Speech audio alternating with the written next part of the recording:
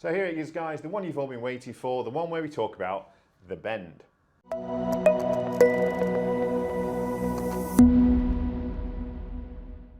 So I'm here in a top secret location just outside Doncaster with my good friend Ian, an actual saviour on the day. So Ian is the dive officer of Scunthorpe Diving Club and is a advanced diver trainee. You're kind of halfway there, aren't you? And I know that because I've done a lot of his training, which is why he's so good. So we'll talk about that later. So yeah, we're not going to fly through this pretty quick, guys, because for the simple fact is me and Ian are bored shitless about talking about this, to be honest with you. This is the second time I've had to record this video due to technical difficulties, isn't it? And literally everybody we've bumped into wants to know the story, and I totally get that. But it is getting a little bit boring right now, I've got to be honest. we're a bit bored of it. So if you ask us about what went on after we've published this video, we're just going to tell you to watch the video. So don't think we're being rude, but you can sit and watch it in your own time, okay? So what we've decided to do is we are going to do this video and then we're going to try and do a live stream. I'm hoping to get Ian on. It depends whether he can, but the Sunday after this is published, I'm going to go on live. I'm going to set up a YouTube live, and that's where you can ask your questions, and that's it. So once we've done that, we're done, okay? The bend is over and done with. Okay, so let's talk about the dive. So it was nothing I've not done 1,000 times before. We went to Capernwray, and anybody who lives in the north of England will have been to Capernwray, and you're going to know about these places that we talked about. So I was teaching these guys the first in sort of BSAC's rec courses, which is the rec appreciation course. Basically, we were doing 2 long dives on the Ted Tandy to do sketches and surveys and all that kind of jazz. And that was it, basically. So the first dive, usual thing, rocked up at 9 o'clock, got changed, brief, and then we got in and we did just over an hour's dive, wasn't it? Yeah, so right, yeah. There was 4 of us there. There was me who was teaching, there was Ian, there was a chap called Kev and a chap called Sean, I'd say all from Scunthorpe Divers. And all experienced divers. There was you and Sean on twin set, me and Kev were on single open circuit 15s. So we'd gone down to the Ted Tandy, we'd spent about an hour there, and then we'd shot back for 6 or 7 minutes, hadn't we, basically. Now, on my dive computer, an hour at 17 meters on air, I had gone microscopically into deco. Now, I know you're going to be screaming at me, it's like, oh, we need to see the profile, I need to see the profile. Well, tough at the minute, because I've since found out after trying to download it that my dive computer that can only be connected via Bluetooth doesn't seem to be wanting to working with Bluetooth. So I'm reaching out to Heinrich Weikamp or whoever makes the OSTC to see if I can fix that. If I can, they will be down in the link down below, and I'll link to a Google Drive and you can sit and pour over into Hearts Light. If I can't get them, I'll share Ian's, because we basically were sat next to each other for the entire dive, apart from the last little bit, which I'll get onto. So we did the hour's dive. We are finning back and we got out the shore entry. And again, for anybody who knows Capernwray, at about 6 meters, you come to one of the platforms on what they call the beach that's got a little Cessna plane on it, or the remnants of a Cessna plane. And I sort of turned around there, checked everyone was with me. We were missing Sean.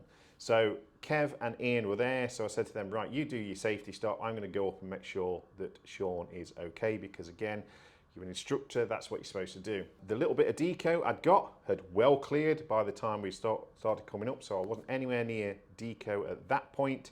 So it was just the safety stop that I missed. And again, we all know a safety stop is non-compulsory, and my job to make sure my students are safe. Didn't know what happened to Sean. As it turned out, he followed procedures, he kept looking around for us for a minute, went to the surface, did exactly what I was supposed to do, went to the surface, met him, fine, all done, we got out, didn't we? Yep. Again, did the usual, didn't we? Straight up to see Carol in the cafe, got a lovely cup of coffee and a nice piece of cake, and we sat and chewed the fat for an hour, did a bit of a debrief, all that kind of stuff. Come back down, only to find that knobhead here had locked his keys in his van. Now, he said he's got dodgy keys. We just say he's a knobhead and locked his keys in his van. But it doesn't matter what the story is. The fact was that half the gear was locked in the van and we couldn't get it out. They called the AA, and we had to wait for the AA guy to come and pick the lock, didn't we? And he got in. But that took maybe another 2 and a bit hours all told, wasn't it? So we're out the water. Long and short of it, we were out the water 3.5 hours before we got kitted up and we were back in. So that is probably the longest surface interval I've ever had at Capernwray. I don't know about you, but yeah, certainly for me. And we were kind of scratching for time at the back end, weren't we? Yes. Not that much that we didn't get in and get another dive in. We went back to the Ted Tandy, saw it straight out, straight back, and we spent another 57 minutes or so underwater, didn't we, before we come back out. On the second dive, we'd paired off a little bit more.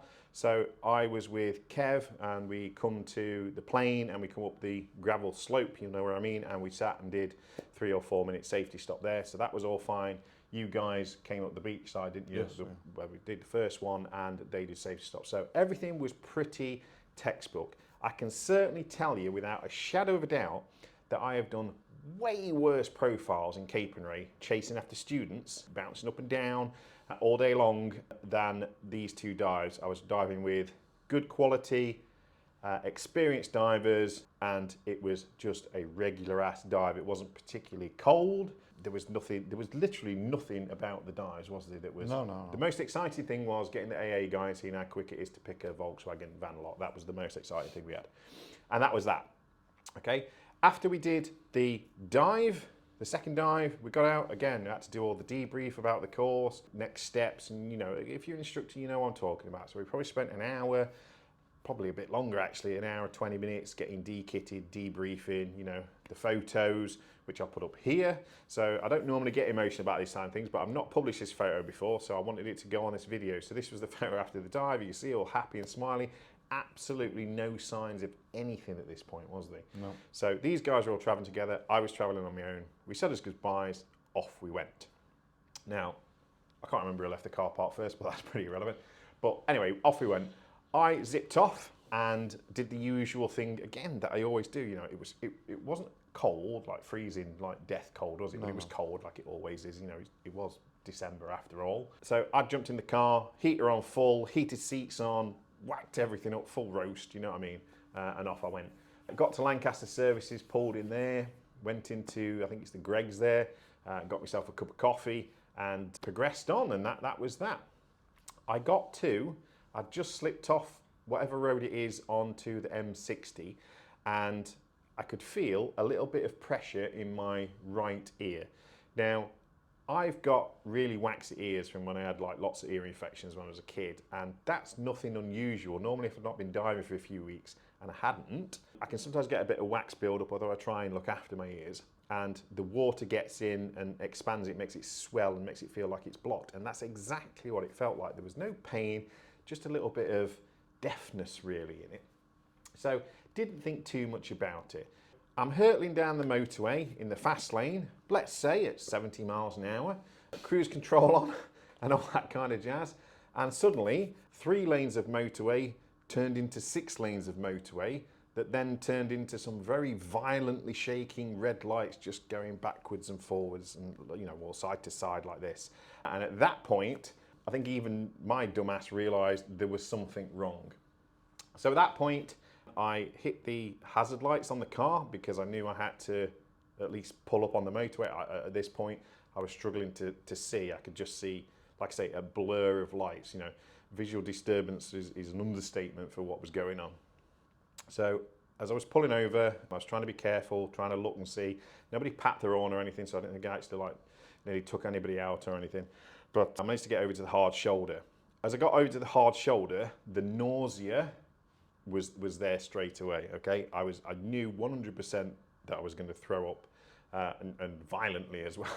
I mean, so it's funny, I've said to the guys and the wife since, it's funny what goes through your head. So I knew at this point I was in quite a lot of trouble. I knew I was having a bend. I didn't know what type of bend it was. I didn't know anything, but I knew this wasn't good. And all I'm thinking about, sat in the driver's seat, is I'm not throwing up in the effing car because I'm not cleaning that up. I'm not cleaning that up. So I thought, right, well, I'll stick my head out the window and throw up. But then I thought, no, because some lorry driver will come by and take my head off.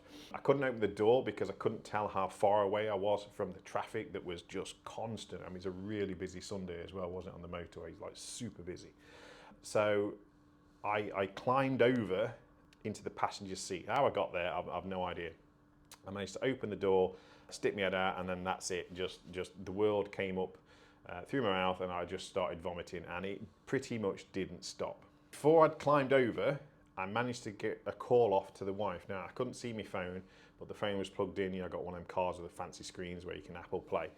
Managed to phone the wife and say, I didn't really say a lot. I said, look, and it was only because we'd been to a pot dive before, but when you go to the pot dive at the Midland Dive Chamber, they give you this nice little pack, you get a mug, t-shirt, all that kind of jazz.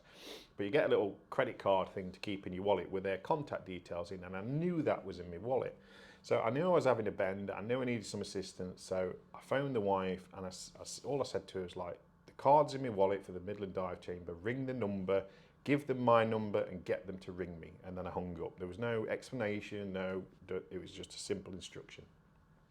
Now, by the time I'd climbed over into the car and I'd started throwing up, the phone went, and it was the dive doctor from the Midland Dive Chamber.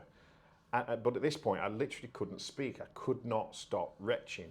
So I think I managed to get a couple of words out, like, because he was asking, are you all right? I'm like, no. Where are you? I think I said something like Manchester, which is about as useful as, Earth, you know what I mean? But I couldn't speak. I literally couldn't speak. I couldn't think. It was things were going downhill for me physically really, really rapidly. I started getting tingling in my hands.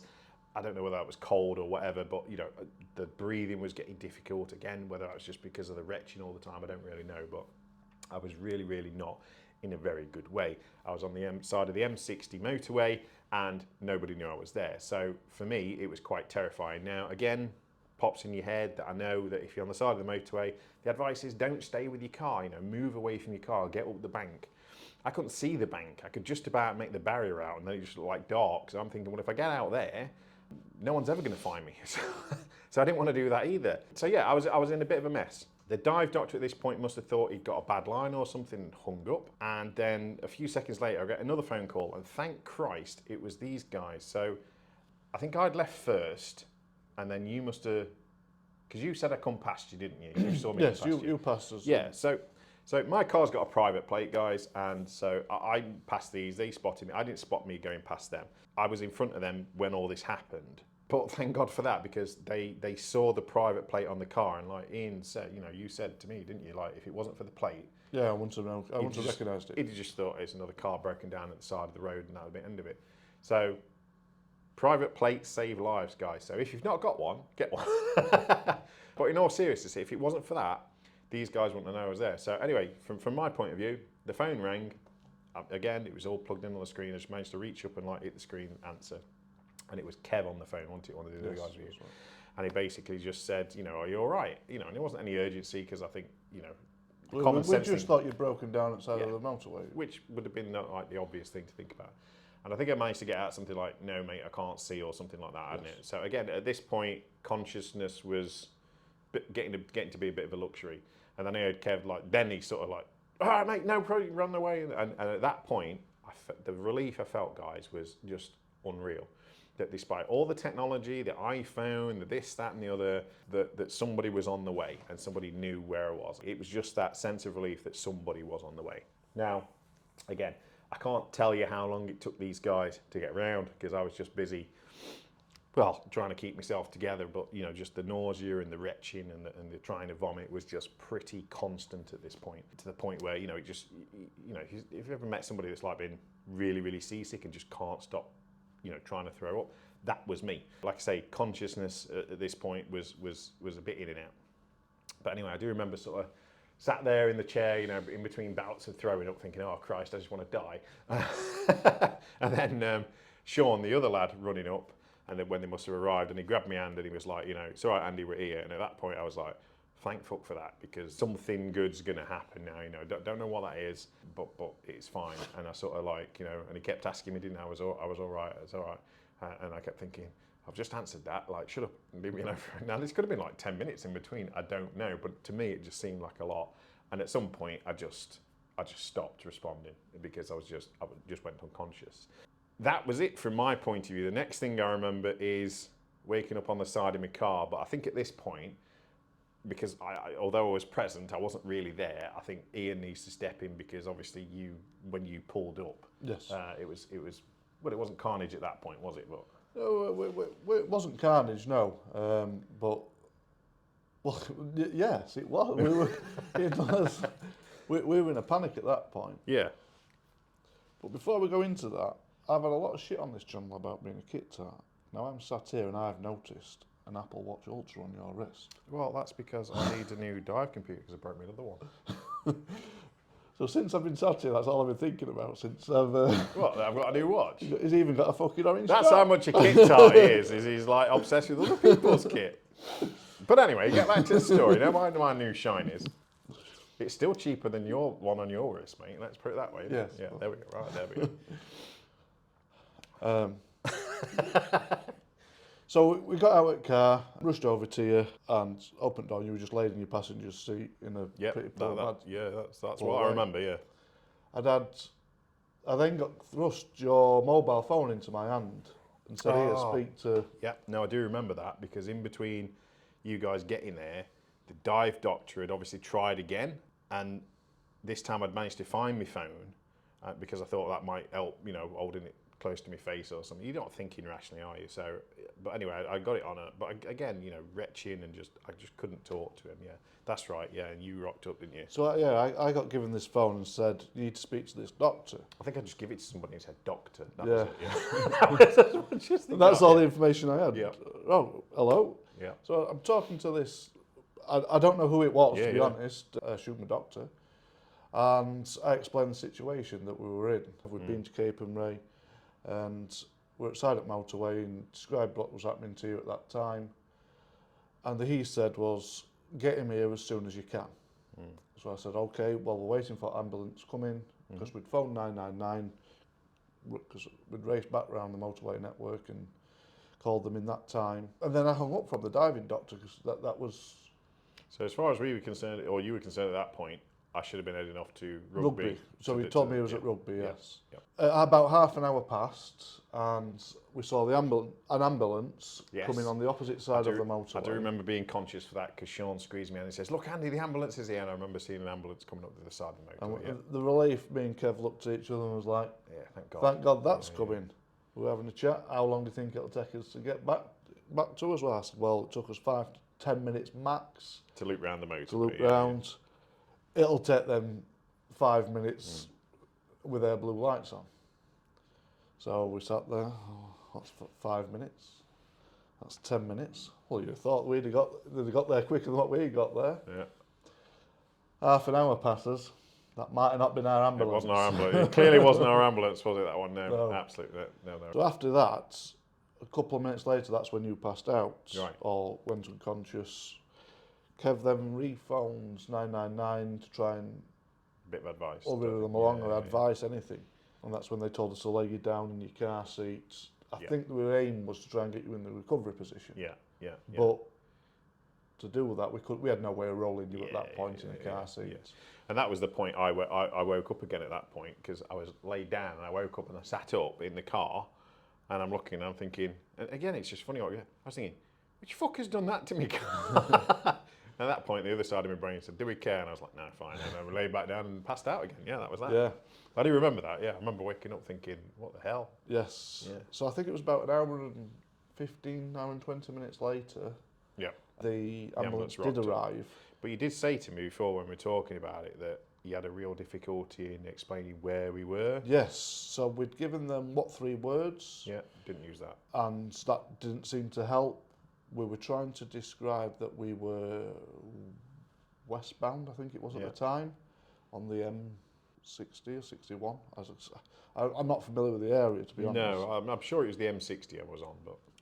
What I didn't realise at the time that it was a circular road, so you could be going west in. Oh, okay. So facing any direction, you could have been going west. Yep. I mean, I think for me, guys, the takeaway point for this is, again, I've got the latest iPhone, we've got the Apple Watches, we've got, my wife can pin me down to within 5 metres, do you know what I mean? The emergency services not being able to use what 3 words, which, if you don't know what 3 words, that basically pins you down to a square metre. It's just a bit terrifying, isn't it? You know what I mean? Like, all this technology we've got. And we eventually got it because we could see a bridge going over the motorway. Right. And we looked at where we were on the phone, and we could see that it was Manchester Road. Right. And when we said Manchester Road, they went, right, Yeah, we know where you are now. But yeah, I was surprised at the 3 words not being an instant. Because, that's always been touted, hasn't it, as it's used by the emergency services so we can get to you really quick. Clearly not. But anyway. So the ambulance rocked up and immediately got you onto oxygen. Kev had a conversation with them while they were on the way, explaining this. So they'd already been briefed by Kev. Right, okay, that it was a DCI. And Yes, that you wanted to be on oxygen as soon as possible. So they were already bringing the oxygen over, got you on oxygen, and then we had to get you out the car. But to get you out the car, because we had the door open, the barrier of the motorway running parallel to your car, we had to get you out, close your door, put the bed under behind you, then sit you back down. But of course, you're not being as helpful as you can be at that point. Probably not, no. Me and Sean had to lift you up initially, then I was holding you while we shut the door. But because of your condition and you were wobbling, you didn't want to let go of the door. So we couldn't get, I'm saying to you, Andy, let go of the door, you've got to let go of the door. And I've got to be honest, guys, I don't remember a single bean of this, not a thing. So we eventually let go of the door so we could shut it, and then the bed is lower than normal. As you know, when you sit down in a low chair, there's a bit of a, I should have hit that by now. And I think that was part of it, so I'm going down, and then you're going back up because you say, I can't feel it. Yeah. So I'm saying, it's there, trust me. And we eventually got you onto the bed and into the back of the ambulance. So I do remember going into the ambulance just because it's so bright there. I mean, I totally get why people like out-of-body experience, you know, it's like, oh yeah, white pearly gates. It's not, it's just a fuckload of LEDs in your face, is what it is. But I totally get you like, oh my God, that's super bright. So I do remember coming around a little bit at that point, and I did notice that both the ambulance people were girls, and then there was a lot of clanging and banging, and then I passed out again. So that's as much as I remember. Yes.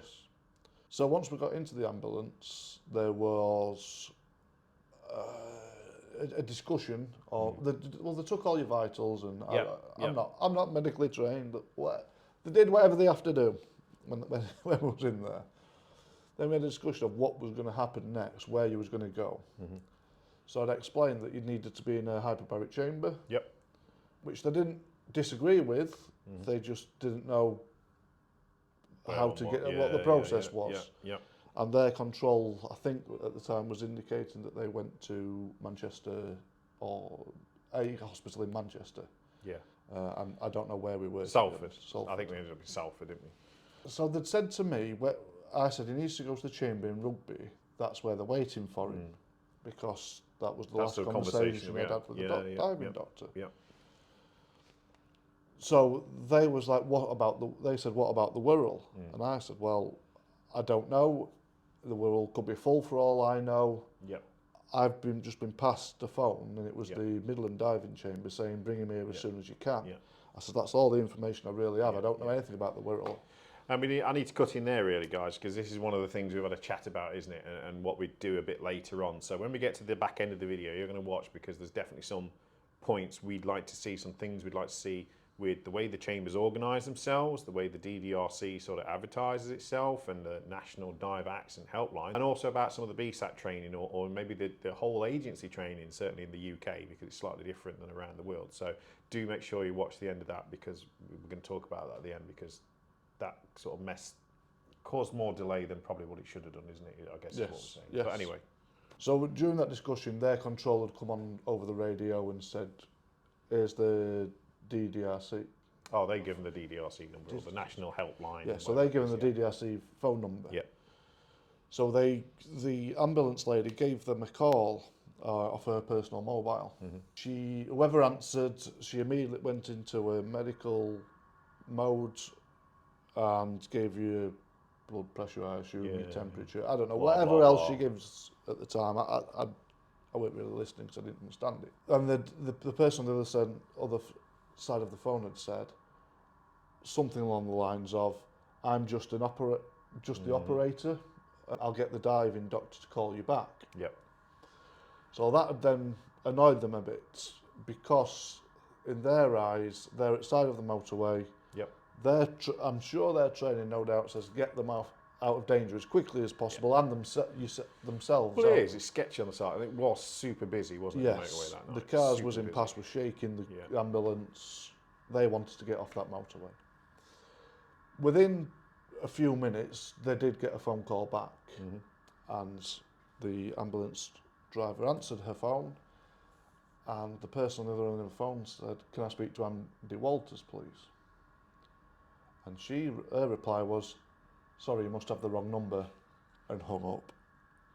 And so which I was like, "That's Andy Walters. What are you doing?" And she's like, "Oh no!" And apparently she'd been getting some nuisance calls, so she thought it was another nuisance call.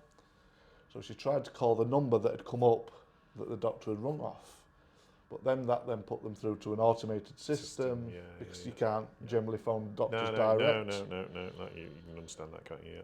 So they needed now to make that decision, and all they could do was get you off the motorway, and they could only take you to a hospital at this point because Rugby, 4 hours away maybe, I don't know. You said that they point blank, they said we can't go taking that far. Yes. Yeah. So I think you said at one point they were umming and ahhing about whether to take me to somewhere where they could airlift me off, though, wouldn't they? Yes. So there was mention of get you to Manchester Hospital, Salford, whatever it was, and they could have medivac you then. Yeah. So I was now thinking, right, we're going to the hospital. You're going to get transferred to an air ambulance, and off we go. Off we go to Rugby. No, that's not the case. That wasn't the case. And again, I'm going to cut in here to Ian's story a little bit because this is, for me, one of the critical bits that happened in the night that made things turn out so as good as they did, to be honest with you. And that's the fact that when we left, we sent Kev and Sean with the vehicles, didn't we? Because we didn't want to leave obviously the car and the van on the side of the motorway.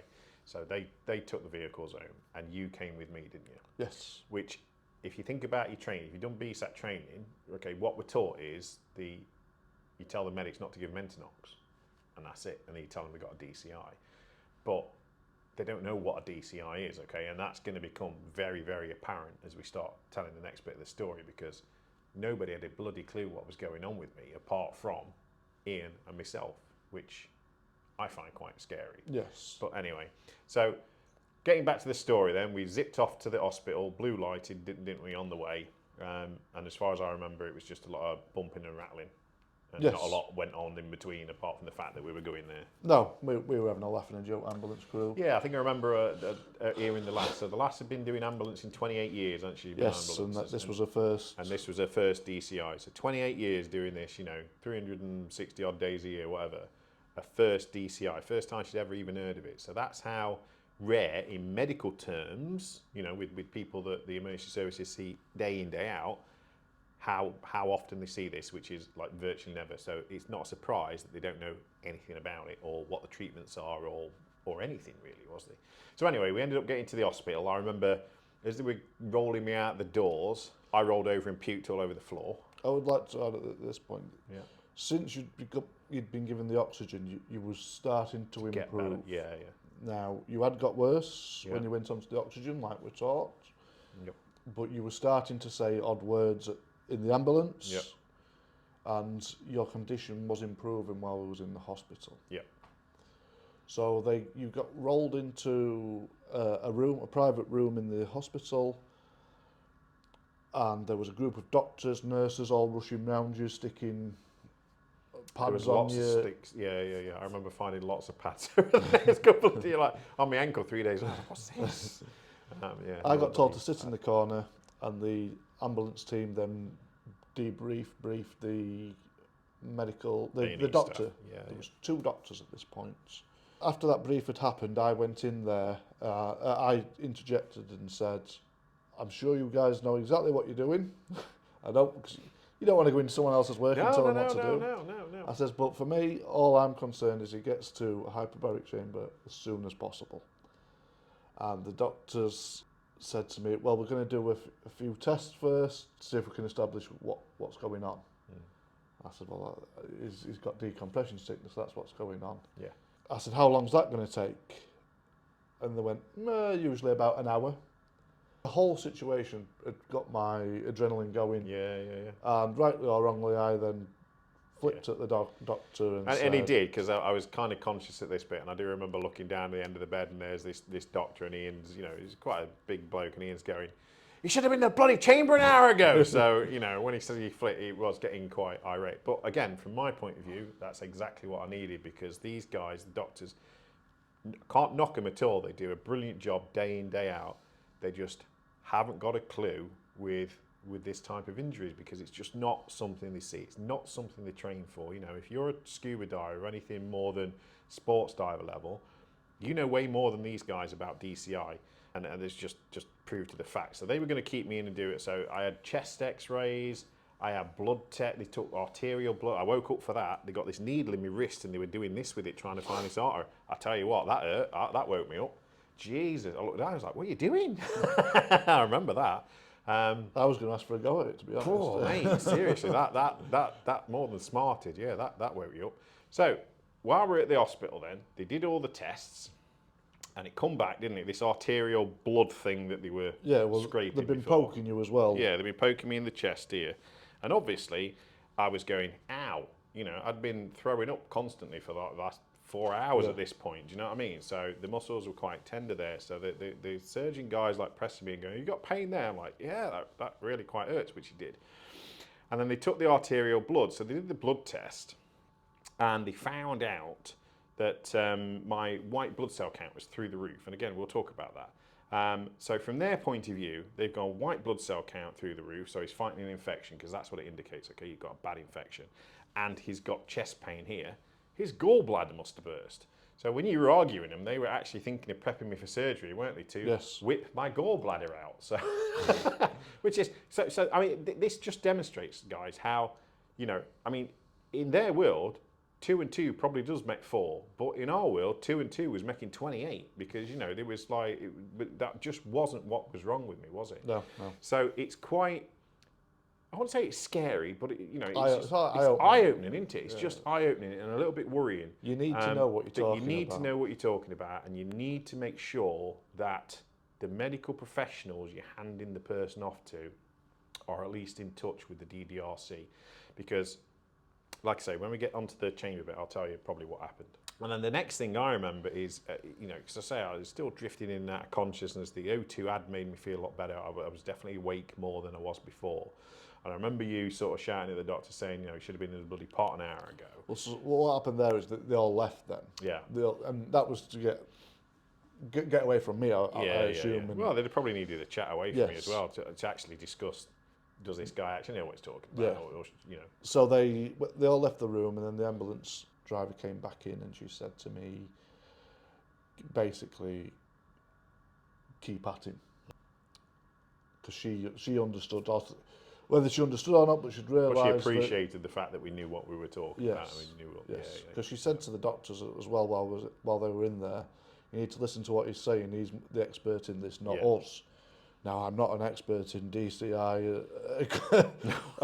No, we're certainly not. No. I've done an O2 admin course. But I taught him, by the way. I'm taking full credit for this. Yeah. So, yeah. But I'm certainly no expert. No. So in layman's terms, I'd basically... Yeah, we knew what was going on, and we knew we needed to go to a pot. That was about it, wasn't it? Yes. You know, which again, to be fair, is all you need to know. Yeah, is all you need to know. But so the doctors came back in. Yeah. And what wasn't helping, in my opinion, was because Andy was improving and starting to have not a conversation, but you were talking. Yeah. So in their eyes, you're now getting better in front of their eyes, and they don't understand why. Yes. They came back in again and started questioning me on what I think, I don't know this for certain, I think they'd been Googling it. It is sad. Obviously we spoke about this lots. But because I got strange questions. Weird questions, wasn't it? Like, what circuit was he on? Well, it was on open circuit. What difference does that make? Yeah. Well, why are we talking about that? Another question was, well, how deep? Well, it was how deep did you go? Yeah. Your basic, if you put in Google, divers get the bends from... Yeah. So Google's going to say, oh, you only get the bends when you go deep or you go long or this, that and the other, because it's all like super generic on Google, isn't it? Yes. Yeah. Okay, no, I until get you start that. looking into it, yeah. They left again. I don't know what's going on. So eventually they came back in after about an hour, like they said, and said, where's the ambulance driver gone? And at that minute, I knew they were looking at moving you because their job were finished long ago. Yeah, They'd yeah. gone for a coffee. Yeah. So we said, right, they said, right, we're going to go to the chamber in the Wirral. Yeah. So what do we think went on? We think they've actually phoned. We think they phoned DDRC. I think they phoned them up. The National Divers Helpline. Yes, and the National Divers Helpline had told them they need to get to the Wirral. Because the bit in between, when Ian was having his little tamp session at him and saying no, he needs to be in the pot, and I was coming around a bit more conscious. Ian actually brought the doctor over to me and said, "Andy, tell him what's bloody going on." And I'm there, like, not feeling very well, my head's spinning, trying to think about what DCI is and how to explain it to a doctor. And I was talking about bubbles forming and this, that, and the other. And all the doctors, and again, because they do it every time, oh, don't worry, you're in the best place. You know, they must have said that to me a couple of times. It's like, I'm not in the best place. You know, I'm not in the best place. Yes. And I think it was possibly both of us saying I'm not in the, you know, we're both, you know, for as adamant I could be in the state that I was in, that we definitely want to get off to the pot. So something changed their mind, and the suspicion, well, I can tell you what happened because I know what happened. I know what got told at the dive chamber anyway. So anyway, we got put in the ambulance again, didn't we?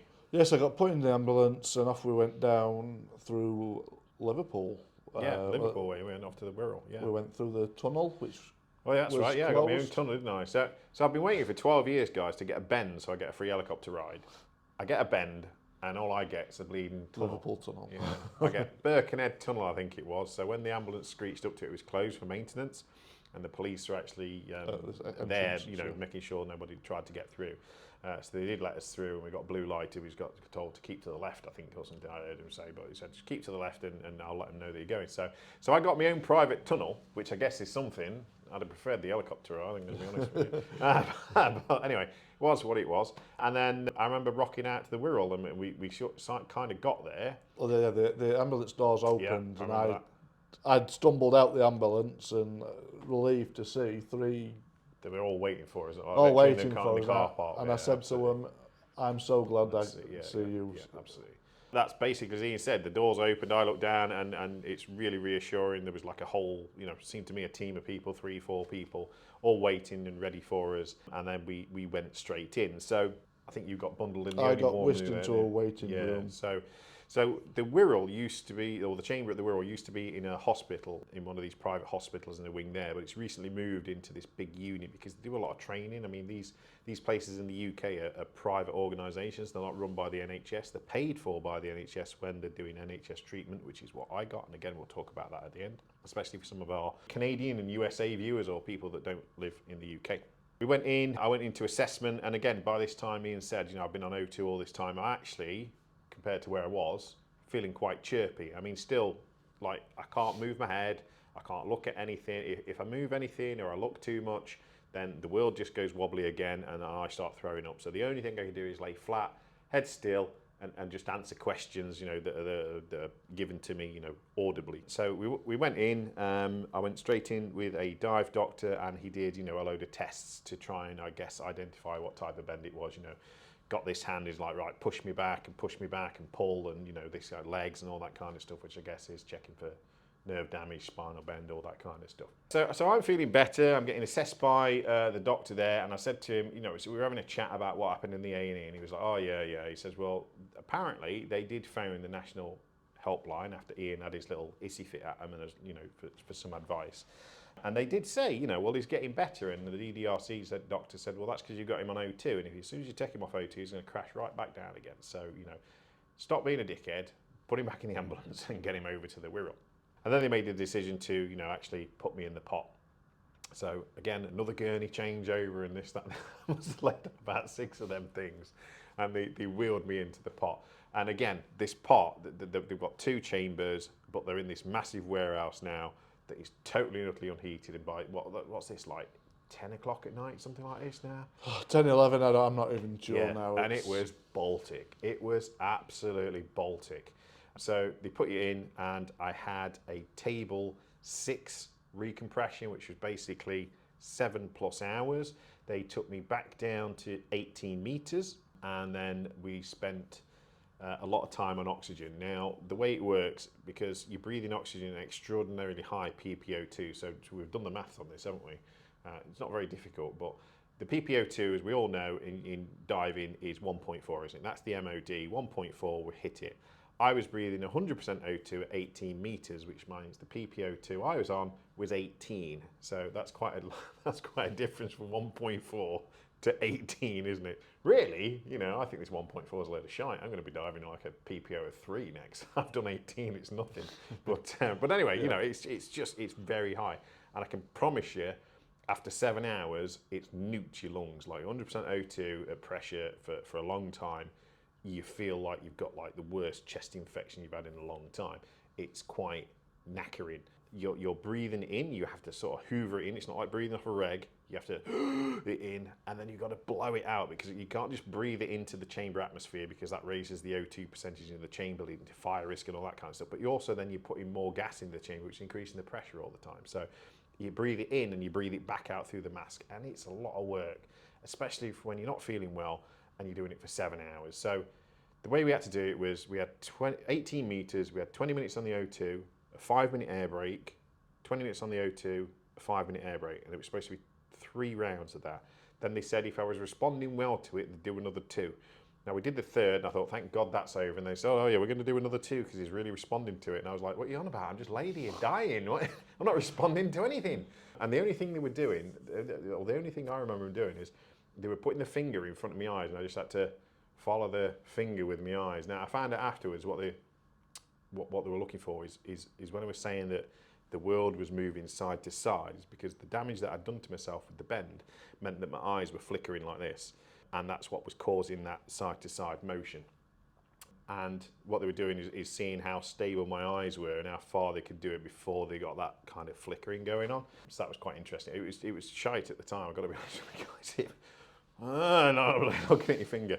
And then once we'd done those 5 rounds of oxygen, we then come up to 14 meters, and then it was something like 3 or 4 hours where you did an hour on the O2, 10-minute air break, an hour on the O2, and just lying there doing nothing but that.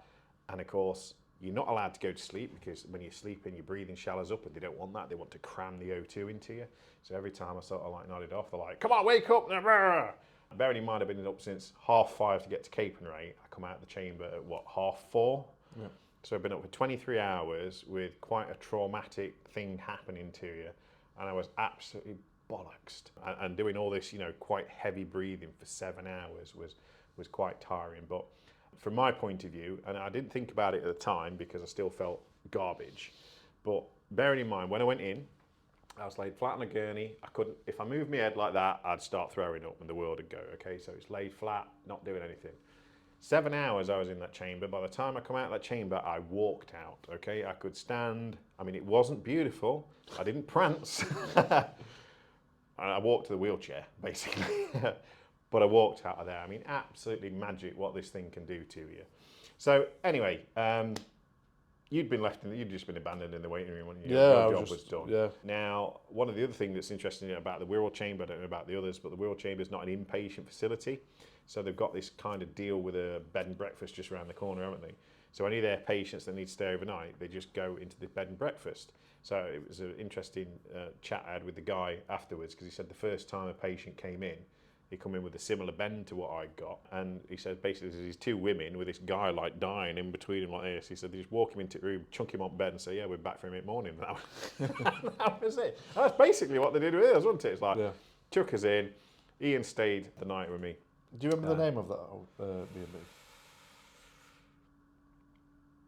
Oh, not off the top of my head, no. Because what was it? What's the name?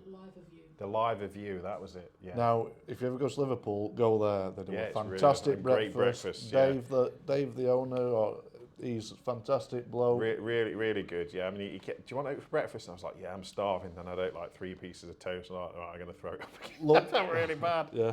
Really nice. But yeah, no, absolutely top service. Really comfortable rooms. Yeah, highly recommended. Just don't be surprised if you hear some bumps in the night at about 3 a.m. It's them chucking a bloody diver in, isn't it? Sort of, obviously we took on up your time. You sort of buggered off, didn't you, the next day, which is totally fine. 10 o'clock. Because they said to me I needed to go in for another 2 or 3 days worth of treatments, which is what I did. So they come and pick me up the second day. At that point, I was still very much, you move me around too much, I'm going to throw up. So I was just literally looking at the floor. I mean, I didn't realise that live view. You step out of there, and like Liverpool's like right there Yeah, at the river. so Isn't it? brilliant hotel. 4 days I was there, didn't even like to the last day where I could look up. I was like, oh, look, there's Liverpool just there. Like, didn't have a clue. Just concentrate on your feet, try not to throw up. And it was literally like a 2-minute drive. And then the next 3 days worth of stuff, I had another 3 days worth of treatment, and it was, you know, again down to 14 meters. An hour on, hour off, hour. I think it was like 3 hours, onto 2 or 3 hour treatments at a time, just doing the same thing again and again and again. But after each time, I felt better and better and better. Again, guys, what they can do with those chambers is pretty special. And you know, I wasn't fixed by any point, but compared to when I went in to when I left 4 days later, it was like, you know, night and day. It was quite unbelievable. As wards go, yeah, the live at hotel was pretty good. The team at the Wirral are on call. They don't normally work. They're not sat there just twiddling their thumbs waiting all night. So all these lovely people that looked after me were sat at home in the PJs when we caused the call for them to be there. And by the time we got there, they were all ready, prepped and good to go. Absolutely fantastic team over at the Wirral. I can't praise them highly enough. You know, I think they literally, you know, saved my life. Really, really good. And they sort of explained what went on, because so the type of bend I've had, guys, is what's called a vestibular bend. And what's happened is a bubble has formed in the inner ear, so your balance center, or my balance center, and it's expanded and basically blown out my inner ear, which has caused my brain to go whappy, okay? So it's getting signals on how to balance itself from this organ, and suddenly the signals are either gone or they're not reading right, or something, and that's what causes the dizziness. It's what causes this, whatever they call it with the eyes, skittering, and it's what causes the nausea. And basically your body goes into kind of, I wouldn't say shock, because shock's sort of shutting down, but it goes into overdrive. So something's been damaged on the inside of your head and you don't know why. You know, your body can't understand what's going on. Like when you break your leg, you know what you've done. You broke your leg, you can see that. This was something internal inside your head, which is, you know, a pretty important part. So your body does everything, okay, to try and combat whatever the cause is. So my white blood cell count went through the roof because my body went, well, this could be an infection that we've just not detected, so we'll just send the troops out. It reduces your breathing rate because, you know, you might be being poisoned by some noxious gas or something, you know, so we'll limit that as best we can. We can't stop breathing because that don't work either, but we'll limit that down, which is why we're breathing. It just shuts everything down, overreacts to everything. So this is why my blood cell count is through. It's not because I'm fighting infections, because my body's gone, I don't know what's going on, so we'll just do it. It presses every button, you know, send everything out. And again, with the nausea, you know, you might be being poisoned, so we'll get rid of that. And I wish it did it once and that was it, but it kept doing it. That's just what your body sort of naturally does. So even though it's a tiny little thing in your ear, you know, as physical injuries go, not terrible. It's just that it's quite a crucial and delicate little bit. So that was how it was explained to me, as, you know, why, you know, I went from being fully functional to being pretty shit pretty quick. So that was it. I got given the treatments and I was let go. Now, when I left, I was still incredibly wobbly, okay? I got symptoms the same. If you ever met anybody that's got vertigo, it's the same kind of symptoms. It's an ear problem, balance is difficult. Now, you know, the prognosis is, well, I'm cured, okay, it's fine. I'm already counting down the days until I can resume diving again. All the wobbliness has gone away. I've stopped taking the tablets. It's all great. Now, they did say it might never heal properly, but even if it doesn't, your brain's very clever. It will work out that, hang on, the signals from the right side are just dodgy. We're not believing that. We'll just believe the left, and we'll believe vision and joints and all that, you know, all the other data points your brain gets from how to balance and all that kind of stuff. So whichever way it's happened, and I'm 100% again. So that's no problem. But I guess we need to talk about now then, learning points. What do we learn from all this? Because I think there's some definite learning points, some of which we've touched on already with like doctors and stuff like that. So for me personally, I won't travel alone again if I can possibly help it. Because for me, the scariest bit, as I've already said on the video, guys, the scariest bit was being stuck on the side of the motorway with potentially nobody coming to get you and nobody knowing where you are, despite us having, you know, emergency Apple bloody tracking and all this kind of shite. The only person that knew where I was is my wife, because she could see me sat at the road dying, which is not very useful, is it? So I think that's, for me, I won't do that. The dive profile, I can't really, 4 of us did the same dives. Yeah. There was only me that come out, and it didn't go, not a little bend, it was bad. The dive profile is what it is. Like I say, guys, it'll be down in the description as and when I can get you one that's either mine or Ian's that we sat next to each other. If you want to sit and pick over that, you absolutely can. But, you know, like I say, I've done far worse in there, got away with it. So why this happened this time, I have no idea. The doctors had a look at it. He went, yeah, you know, there's nothing there, you know, there's no fast descents or anything like that. I don't think there's anything dive-wise I'm going to change particularly, because I don't think any of us did anything particularly wrong. But anyway, keyboard warriors, let me know what you think down below. I'm sure there'll be some interesting insights. Yeah, so that I wouldn't know. The only thing I thought was perhaps I shouldn't warm up so quick. So, you know, I said I jumped in the car, everything that could heat up went on, you know, front heated windscreen. So perhaps I need to warm up a little slower. But again, it's not something I've not done 1,000 times before. Do you know what I mean? In colder circumstances where I've come out and it's like been -7 and I've jumped in and done that. So I just don't know if there's anything from that point of view. But I won't travel on my own again if I can possibly help it. I mean, if it's like, you know, that or nothing, then maybe. But I think I'd definitely take a little bit longer, because I mean, if you think about it, the symptoms didn't come on till like a good 2 hours after you're at the water. And you know, and again, we've all done the training, and it says, you know, you shouldn't do a lot after you've done diving, you know, you should give yourself time to off gas. But, you know, we were sort of right up against Cape Marie's closing time, weren't we, which was sort of 4 o'clock. Again, perhaps the dive centres should be a little bit more, you know, accommodating with this kind of thing. I mean, Stoney's great because you've got the pub, and that's open all evening, so there's no need to rush off there. But places like 8 Acre, places like Cape Marie, they've got a definite close time. They want you off site because they want to bugger off home. And perhaps I think they need to start thinking about, well, actually, if we've got people here doing, you know, these long duration dives or things like that, then, you know, yeah, you've got to be out of the water by 4, but really we need to have facilities at least where you can hang around without freezing to death and that kind of stuff until, you know, maybe 6 o'clock or something like that. I mean, I've not even made it to Pennines either, had I? No, you know, you haven't started we haven't even got to going the over height, to the hills. So Christ knows what would happen if we got there. And then for me, I mean, as Ian's already said, you know, and Ian feels quite strongly about this, you know, you need to make sure that the medical professionals are sending you to the right place, okay? You need to make sure that the National Diving Accident Helpline is on the phone as they arrive, so they can guide the ambulance crews. For me, that's where the biggest, not failure, but where it could have gone better happened, because if we'd have... If we'd have phoned them, we'd have been heading to the Wirral to start with, wouldn't we? We wouldn't have gone so we're touted, no matter which chamber you go to call us.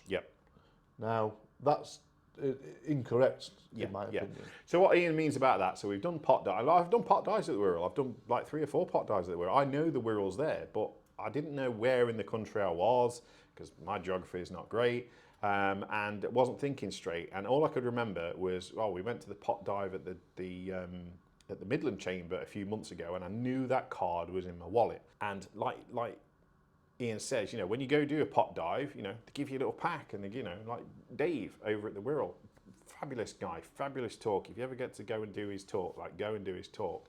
But he'll tell you when he's done his talk is, if you ever have anything wrong with you, you ring me and it's a bend until I tell you that it's not. That's what he tells you. And he'll tell you to come to him. But he doesn't know where you are either. And that's kind of the issue, isn't it? So we've got this, and again, we've got the sheet here with it on, our sheet. So it's the National Diving Accident Helpline. And the number is, so if you've not got this, put it in your phone because it's about as memorable as a brick. 07831 151 523, which, let's be honest, is a shite number, that is, isn't it? So if anybody from the National Diving Accident Helplines here, or anybody who works for this, let me know, like drop me a message. I will go on eBay, pay the 20 quid, and get you like a gold number that's at least a bit more memorable than that, because that's really not, it's shite, isn't it? It should be like the 999 for divers, shouldn't it? Do you know what I mean? It should be. Now, anybody who dives the rest of the world has probably got DAN insurance, and we all know when we go on holiday, before you ring anybody, if you've got a diving accident, before you ring the local health, you ring DAN first, because A, they're insurance company, and they won't touch you once somebody else has been fiddling with you, okay? So that invalidates insurance. But B, they sort everything out. And that's how it should be in the UK. Now, there's no point saying, oh, you should ring DAN if you're in the UK, because there's no point ringing DAN if you're in the UK, because you're going to use the same chambers as you are with the NHS, except DAN's going to be paying for it. Whereas we don't pay for it. And I guess that's one thing we need to mention for our US people is we had all that, didn't we? A&E, 2 ambulance rides, Hotel, breakfast. treatments, breakfast, tunnel opening, all that kind of stuff. I'm going to say, how much do you think it cost me? Nothing. Zero. Not a penny. Not Ian, not anybody, because we've got the NHS here, which is why we don't have Dan insurance diving in the UK, because it's a waste of time because we get it for free. So why would you pay for it? But it has highlighted this, hasn't it, at least for us, that there are some big weaknesses. Now, the Wirral Chamber's a business, its own private company. None of these things are funded NHS anymore, are there? Or if there are, there's very, very few of them. Very, very.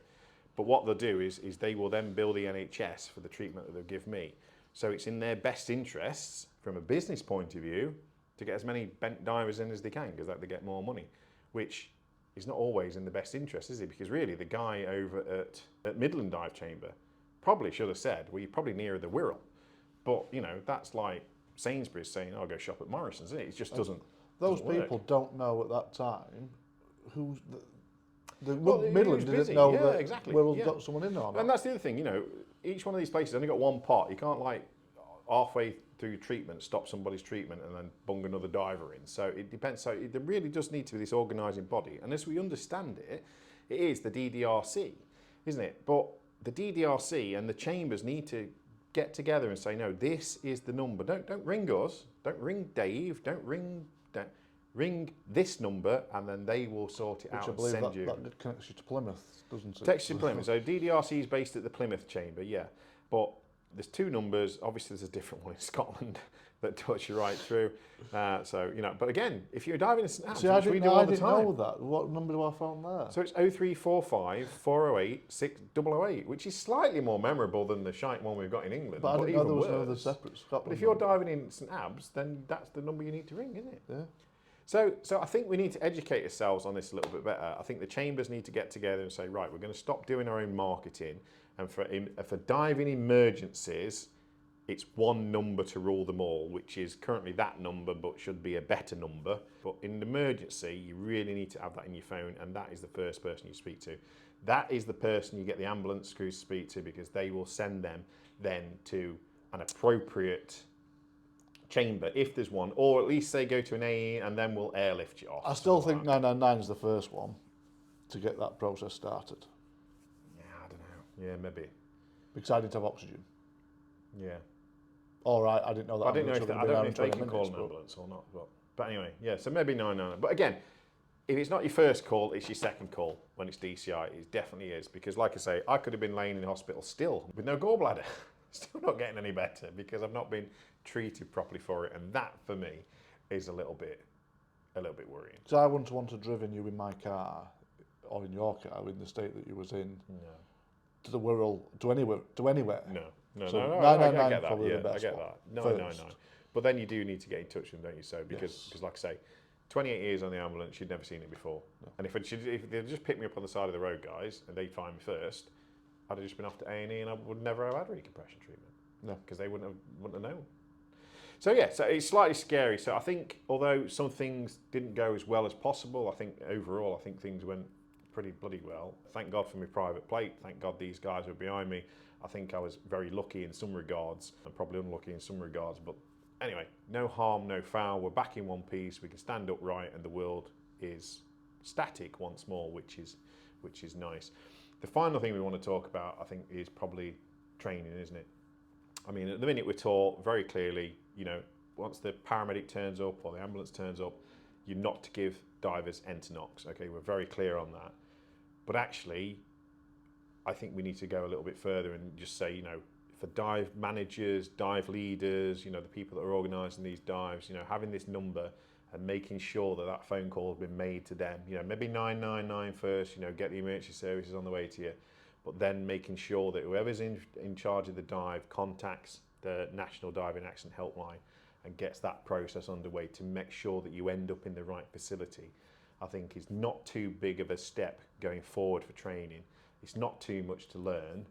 And I feel where possible, go with the patients. Yeah, if you've got somebody that can do that, go with the patient. Because again, if it wasn't for Ian there standing and arguing in my corner for me, like I say, I'd be gallbladderless now and probably still in Salford A&E, not standing upright. So it's just, yeah, but I think we do need to have a look at it. So if there's one thing for BSAC, I'd say, I think you need to have a look at the training, you need to have a look at these incidents, not just the incident, the diving incident itself, but the post-care and, you know, well, how did the treatment go and how did this work after that? Because that's the scary bit from my point of view, is what happened afterwards. I mean, like I say, the dive profile, if I was to do the dive again tomorrow, I'd do it exactly the same way. I've done a very similar one since. 2-hour dives on the TED, yeah. So, you know, I don't think there's too much to be learnt from the dive, but for the treatment afterwards and how do we get to the thing is probably more relevant for me, isn't it? I think so. Yeah. Yeah.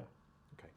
So that's it, guys. We're done. We're not talking about this anymore, except one more time. We've got the live stream. I'm going to do a live stream next Sunday. Going to get this out by tomorrow, which is this Sunday. So we are on the 27th today. So it'll be the Sunday, whatever it is, of February, 7 o'clock, 7:30. I'll check it out on YouTube. It'll be advertised a week in advance. If Ian can be there, Ian will be there to answer any questions. I will obviously be there to answer any questions. But this is it, your one time to ask any questions, because if you ask me at the dive show, so what happened with the bend, I'm just going to say thank you very much. I'm going to give you a great big kiss on the forehead and then walk away. That's what's happening. So if you see a lot of that going on at the dive show, you know what's happening. But yeah, that's it, guys. We're done with it. We're forgetting the bend now. We're getting cracked on with some more diving. And that's that. So I'm Andy, UKDiver. This is Ian from Scunny. Do check out their socials and Instagram and all that kind of stuff, Facebook. And if you're in Scunny area and you want to go diving, these are the guys to do it. They've got their own rib, their own compressor. They're really well kitted out for a little club and they'd be quite happy to have you as a member. So yeah, do reach out again. I'll leave links down below, as I will to the Wirral Dive Chamber, and I'll also leave contact details. I'll leave all the numbers that you need to know about the diving accident helpline, the one in the UK and the one in Scotland, because remember, if you dive in St Abs or somewhere like that, you do need the Scotland number. It's not the England number, okay? Apart from that, I think that's enough leaving down there. Anything we've forgot at this point? No, that's it from me. That's it. Bend done, over, done with. We're forgetting it. Jobs are good, and I will see you next, guys, in Egypt. And then review of your watch.